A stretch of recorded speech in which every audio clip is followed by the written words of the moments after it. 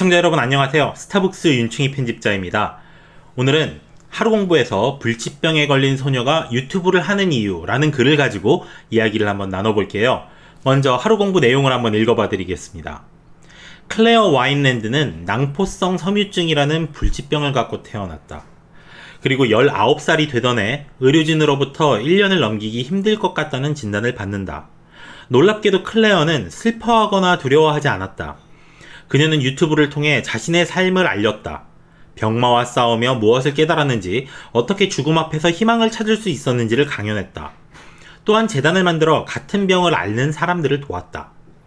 그녀로부터 희망을 얻은 모두가 기적이 일어나길 바랐지만 2018년 9월 클레어는 21살의 나이로 세상을 떠났다. 그녀는 장기 기증을 통해 50명이 넘는 사람들에게 새로운 삶을 선물했다. 다음은 그녀가 남긴 이야기다. 죽음은 피할 수 없지만 얼마나 가치 있는 삶을 살지는 선택할 수 있죠. 삶의 질은 건강이나 돈으로 정해지는 게 아닙니다. 부끄럽고 고통스러운 순간을 경험한 후에 거기서 무엇을 얻느냐에 달려있죠. 이 순간으로부터 무엇을 이뤄내는지가 더 중요합니다. 정말 가슴 아프고 또 아름다운 이야기가 아닌가 싶어요. 제가 이 클레어 와인랜드라는 유튜버를 알게 된 다음에 직접 그 유튜브 채널을 찾아가 보고 나서 정말 놀란 게 있는데요. 이 유튜버에 나오는 모습들이 너무 밝은 거예요. 그쵸? 표정들이 하나같이 너무 밝고, 이게 썸네일만 그런 게 아니라 직접 영상을 들어가서 보면은 어떻게 이렇게 밝을 수 있지? 이게 정말 불치병을 앓는 사람인가? 시한부 선고를 받은 사람이 이렇게 밝을 수 있나? 이런 게 놀라울 정도로 너무나 행복하고 밝은 모습을 보여주거든요. 그렇다고 고통이 없는 게 아니에요. 그 병 때문에 막 아프고 막 그런 장면들도 나오는데 정말 슬픈데, 그런 거를 겪으면서도 이렇게 밝을 수 있다는 게, 그러니까 이 불치병이란 게 그녀한테 절망과 좌절이 아니었어요. 본인도 이렇게 얘기합니다. 병실에도 꿈과 희망이 있습니다. 그러면서 너무나 밝은 모습을 보여주는데, 그걸 보면서 의구심이 들 수밖에 없죠. 도대체 어떻게 이럴 수 있지? 어떻게 저렇게 끔찍한 상황에서도 이렇게 밝고 희망에 가득 차 있을 수 있지? 하는 의문이 드는 거예요. 그런데 여러분, 이런 상황에서 꿈과 희망을 보여주는 게 클레어 와인랜드 뿐만이 아닙니다. 죽음을 앞두고도 행복한 사람들이 의외로 많아요. 실제로 그런 사람들을 연구한 것도 있습니다. 이 연구 논문인데요. 뇌종양 환자와 그 간병인의 죽음과 죽음에 대한 태도라는 제목으로 쓰여진 논문인데, 내용이 뭐냐면 악성 뇌종양 환자 7명과 그의 가족 22명, 총 29명의 사람들을 심층 인터뷰한 내용을 담은 논문입니다. 그런데 내용이 이것도 진짜 너무너무 놀라워요. 환자들은 특히 가족이나 친지들과 자신의 경험을 이야기할 수 있다는 사실에 깊이 감사했다. 물음표가 뿅뿅 생기죠? 이 자신의 경험이라는 게 뭐겠습니까? 저 이제 곧 죽어요. 그 이야기예요. 그 이야기를 할 수 있다는데 감사하다? 지금 이게 죽음을 앞둔 사람의 심정이 이럴 수 있을까 싶죠? 그리고 이런 얘기도 합니다. 병에 걸리지 않았더라면 도저히 불가능했을 성장이 가능했다. 아니, 병에 걸려서 오히려 성장했다고 이야기를 하는 거예요. 그래서 이게 가능한가? 또 물음표 막 뿅뿅 생기죠? 심지어 이렇게 말하는 사람들이 있습니다. 시한부 선고를 받은 이후에 오히려 진정한 삶이 시작됐다. 이야기가 나와요. 삶을 천천히 되돌아보게 하고 삶의 모든 순간을 즐길 수 있게 해주었다. 나에게 도전하고 싸울 수 있는 특별한 힘을 주기도 한다. 그 시한부 선고를 준 그 병이 나한테 특별한 힘을 준대요. 이 내용들을 보면은 이거는 절망과 좌절에 빠진 사람들의 내용이 아닙니다. 네. 오히려 꿈과 희망이 가득한 사람이 하는 얘기로 보여요. 그런데 정말 아이러니하죠? 이 사람들은 죽음을 앞두고 있다는 거. 영원한 끝을 앞두고 있는데 어떻게 이럴 수 있을까? 정말 궁금하지 않습니까? 그런데 이 내용이 어디에 나오느냐? 네. 회복 탄력성이라는 책에 나오는 내용입니다. 그 연세대학교 김주한 교수님이 쓰신 책인데요. 부제가 시련을 행운으로 바꾸는 마음 근력의 힘. 시련을 행운으로 바꾼다. 죽음을 앞두고 있는 그 시련마저도 행운이라고 생각하는 그 마음. 그렇게 할 수 있는 게 바로 이 회복 탄력성이다. 그러면 이 회복 탄력성이 무엇이냐라는 걸 알려주는 게 이 책의 내용인데, 자, 그러면 회복 탄력성이 뭔지부터 한번 짚고 넘어가 봅시다. 뭐냐면 자신에게 닥치는 온갖 역경과 어려움을 도약의 발판으로 삼는 힘이래요. 와, 이런 게 가능할까요? 심지어 그 온갖 역경이라는 게 심지어 그게 죽음일지언정 죽음이더라도 그것을 도약의 발판으로 삼는 힘이다. 그게 바로 회복 탄력성이다. 이 책에서 말하고 있습니다.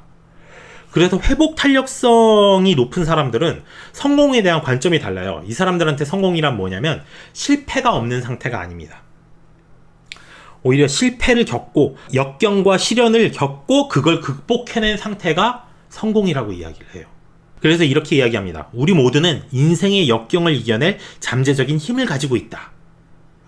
그 힘을 마음의 근육이라고 표현을 한 거고, 그 마음의 근육이 바로 회복 탄력성이다 라고 이야기를 해주고 있습니다. 자, 그렇기 때문에 역경을 굉장히 중요한 것으로 생각을 하고 역경에 힘이 있다고 봐요. 역경이야말로 사람을 더욱더 강하게 튀어오르게 한다는 거죠. 그래서 회복 탄력성이 높은 사람은 미끄러져도 원래 위치보다 더 높은 곳까지 올라갑니다. 튀어오르는 거예요. 그리고 그렇기 때문에 실패를 성공의 원동력으로 생각을 합니다. 왜냐면 실패해서 미끄러져도 그 덕분에 오히려 더 높은 곳까지, 역경을 극복했기 때문에 더 높은 곳까지 오를 거라고 보거든요. 그래서 오늘의 아픔을 내일의 기쁨으로 만드는 사람들, 이런 사람들이 회복 탄력성이 높은 사람입니다. 자, 그런데 이런 이야기를 보다 보면은 어떤 명언이 하나 딱 떠오르죠? 네, 바로 니체가 했던 명언입니다. 나를 죽이지 못하는 고통은 나를 더 강하게 한다. 이것만큼 성장의 메커니즘을 잘 표현한 명언이 저는 없다고 생각을 하는데, 그 핵심 개념이 바로 회복 탄력성이다.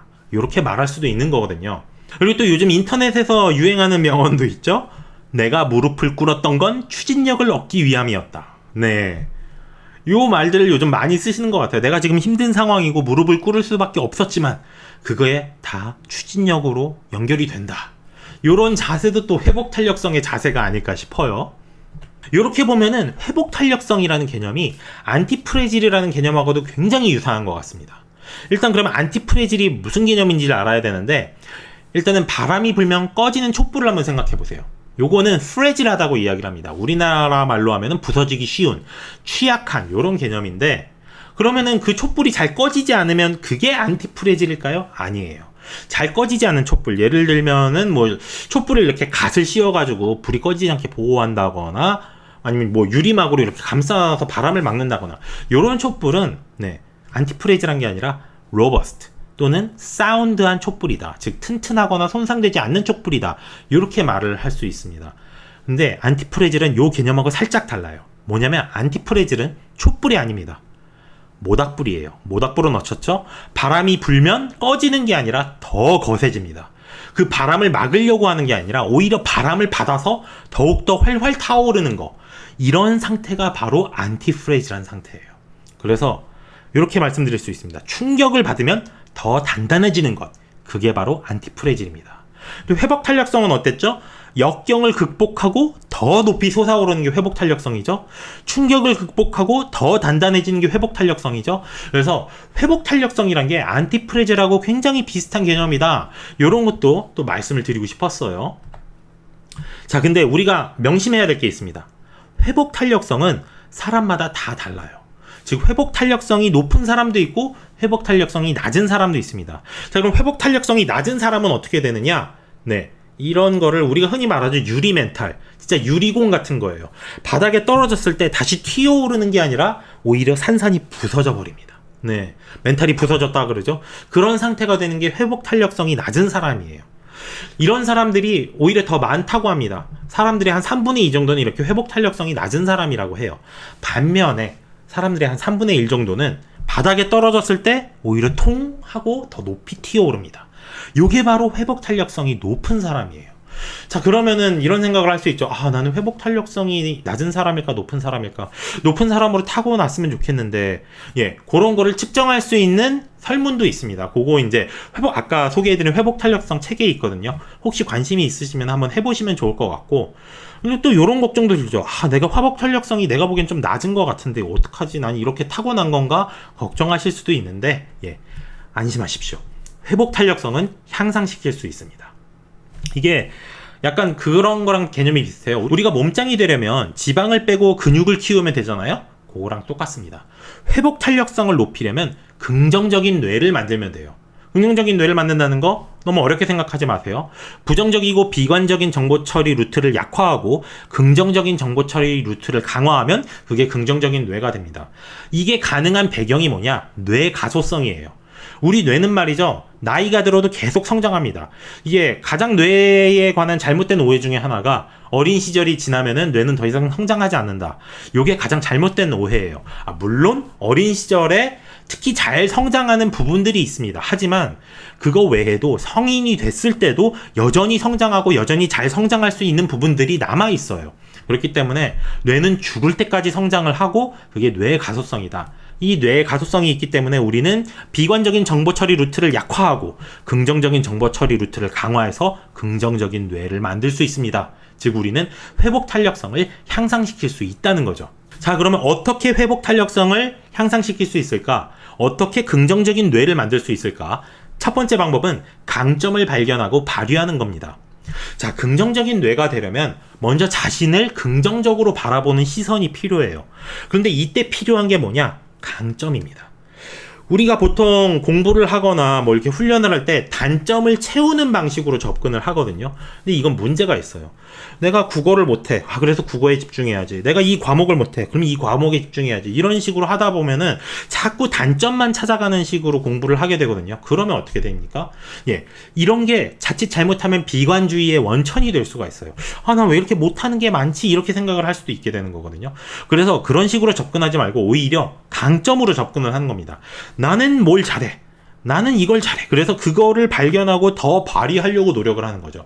예를 들면 저 같은 경우는 성인이 되고 나서 발견한 강점이 있습니다. 그게 글쓰기였어요.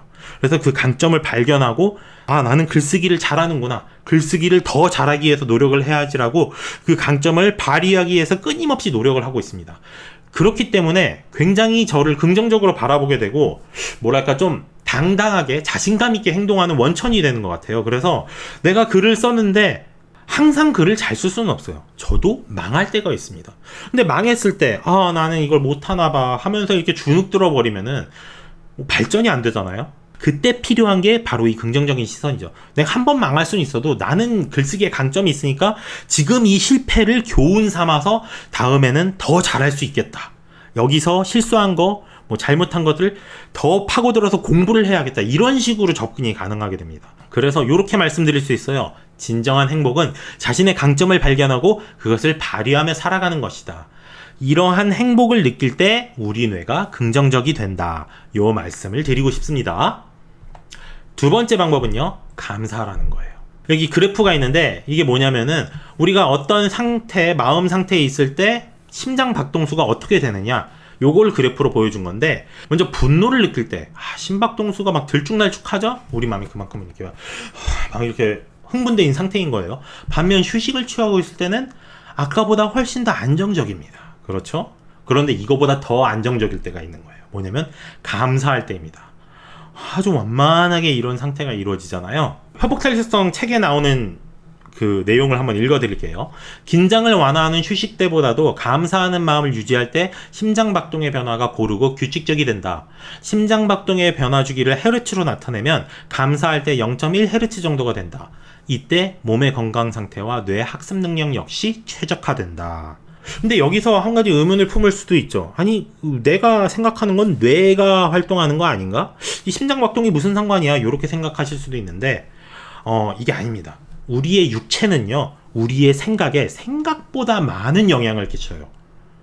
때로는 뇌가 우리의 육체 상태 때문에 우리의 마음 상태를 완전히 오해할 때도 있습니다. 재밌는 경우가 그거죠. 인터넷에 만화로도 많이 돌아다니기도 했는데 이런 상황이 있어요. 어떤 남자애가 여자애를 보고서는 막 심장이 두근거려. 그 여자애를 볼 때마다 막 가슴이 두근두근거려서 못 참겠어. 심장이 터질 것 같아. 그래가지고 내가 쟤를 좋아하나 이랬는데 병원을 가봤더니 의사 선생님이 그럽니다. 아이고 부정맥이시네요. 약 먹고 필요하면 수술도 해야겠습니다. 심장이 두근거렸던 게 그 아이를 좋아하기 때문이 아니라 부정맥 때문이었던 거죠. 그런데 우리의 뇌는 그걸 오해한 거예요. 심장이 뛰네? 내가 저 아이를 좋아하나? 이런 식으로까지 뇌가 오해를 할 수 있거든요. 이 이야기에서 배워야 되는 교훈은 뭐냐? 우리의 육체와 우리의 생각은 생각보다 긴밀하게 연결되어 있다. 그래서 이 심박동수를 통해서 우리의 마음 상태가 어떻고 우리의 건강 상태가 어떤지를 충분히 파악할 수 있다라는 거죠. 자, 그래서 사람의 몸과 마음을 최상의 상태로 유지하는 마음이 뭐다? 감사다. 심지어 이 감사하는 마음은 명상이나 기분 좋은 일을 생각하는 것보다 더 강력하다. 자, 그래서 우리의 뇌를 긍정적으로 만들기 위해서, 우리의 몸과 마음을 건강하게 만들기 위해서 필요한 게 감사인데, 가장 효과적인 실천 방법이 있습니다. 이게 뭐냐? 감사일기를 적는 거예요. 하루 동안 있었던 일 중에서 감사할 만한 일 5가지를 기록합니다. 이게 꼭 대단한 감사할 만한 일을 적을 필요도 없어요. 예를 들면 이런 것도 가능합니다.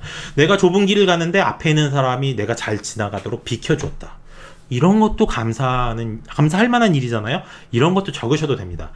자, 이거를 꾸준히 하게 되면 뭐가 되냐면, 감사일기 적는 거 이거 생각보다 힘들거든요. 5가지 찾는 거. 그래서 하루 동안 내가 감사할 일이 뭔지를 이렇게 찾는 습관이 생겨요. 그래서 감사하는 관점으로 하루를 바라보는 습관이 생기는데, 자, 이 습관, 이게 뭐냐? 긍정적인 정보 처리 루트가 강화되는 거죠. 옛날에는 그냥 지나갔어요. 그랬는데 이제는 앞에 사람이 비켜주는 걸 지나가면서 아이고 또 감사할 일이 생겼네 라고 생각을 하게 되는 거죠. 우리 뇌가 좀 더 긍정적인 정보 처리 루트가 강화되는 그런 상태가 되는 거거든요. 뇌가 긍정적으로 변하기 시작하는 거예요. 자, 그러면 이거를 어떻게 하면 더 효과적으로 할 수 있느냐? 잠들기 전에 해야 더 효과적입니다. 왜냐하면은 기억의 고착화 현상이 잠잘 때 일어나기 때문이에요. 흔히 이제 단기 기억에서 장기 기억으로 넘어간다고 하잖아요. 그 일이 언제 활성화되느냐? 잠잘 때 활성화됩니다. 그래서 잠들기 전에 감사일기를 쓰면은 감사하는 마음이 더 강력하고 오래 가게 되는 거죠. 저는 감사일기를 쓰진 않는데요. 요거를 응용해서 더 좋은 방법으로 활용을 하고 있어요. 뭐냐면은 저는 아내랑 자기 전에 잠자리에 누워서 항상 그걸 합니다. 오늘 감사했던 일이 뭐가 있었어요? 이렇게 물어봐요. 그러면은 오늘 이런 일이 감사했었고, 이런 일이 감사했었고, 이런 일이 감사했었고, 이렇게 이걸 서로 나눕니다.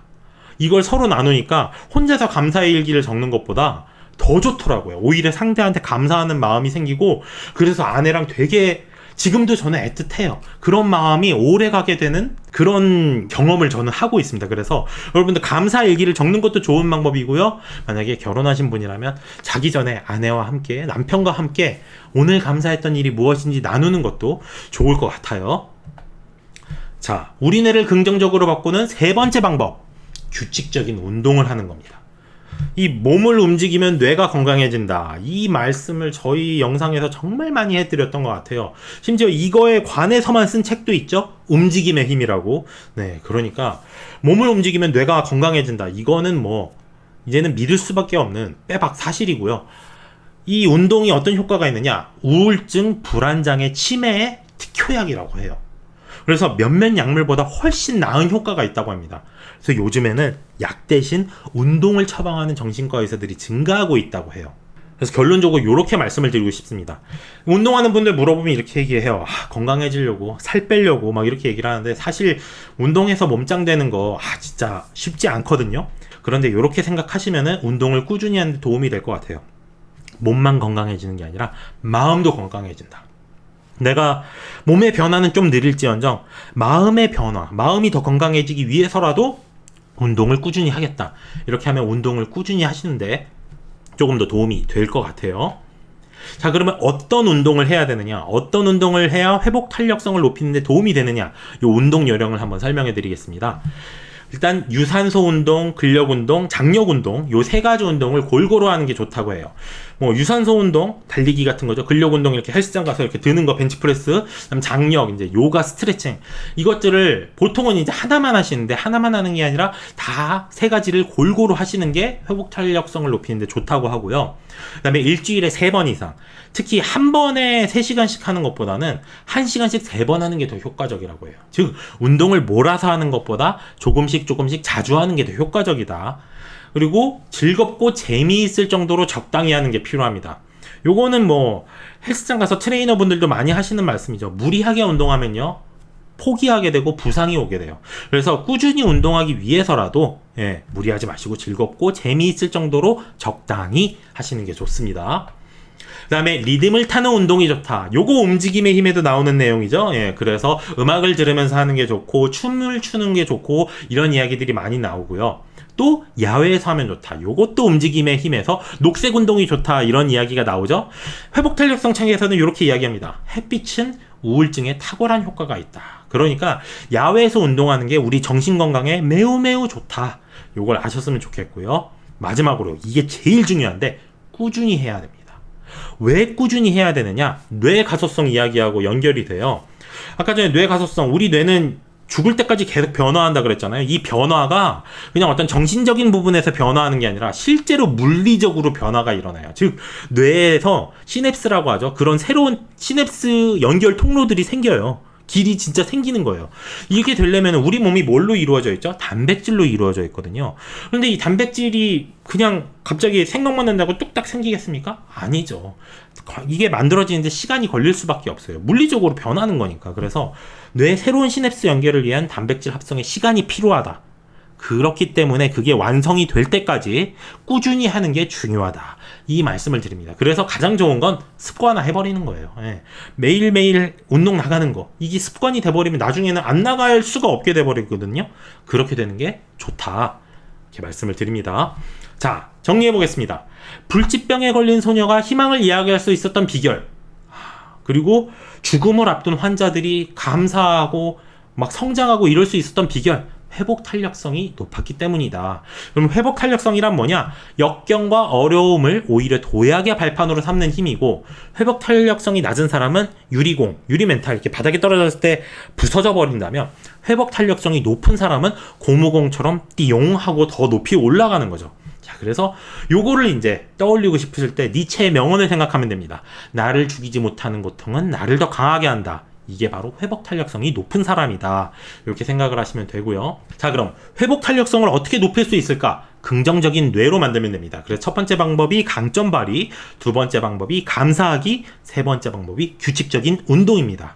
자, 그래서 저는 여러분들이 회복 탄력성을 높여서 안티프레이즈란 멘탈을 만드실 수 있으면은 인생이 정말 좋아질 것 같아요. 예전에는 막 싫은 소리 듣고 힘든 거 듣고 이랬을 때 오히려 막 주눅 들고 그리고 멘탈 이제 바사삭 부서지고 이랬는데, 회복 탄력성을 높이면 어떻게 되죠? 그런 일을 겪었을 때 오히려 튀어오르는 더 높은 곳까지 올라가는 상태가 돼버리는 거거든요. 이것만큼 안티프레이즈란 멘탈이 또 있을까요? 자, 그래서 오늘 설명해드린 내용, 회복 탄력성이란 개념에 대해서 더 자세히 알고 싶은 분은 책 회복 탄력성을 참고하시면 좋을 것 같아요. 이게 사실 제가 오늘 설명해 드린다고 하지만 이것보다 더 자세히 알아야 하고 꼭 알아야 되는 내용들이 책에 정말 많으니까요. 여러분, 공부를 제대로 하려면 책을 읽는 것만큼 좋은 게 없거든요. 그래서 책을 한번 꼭 보시면 좋겠고요. 책을 보시고 회복 탄력성을 높여서 안티프레지란 멘탈, 안티프레지란 삶을 이룰 수 있기를 정말 간절히 바라면서 오늘 영상 마치도록 할게요.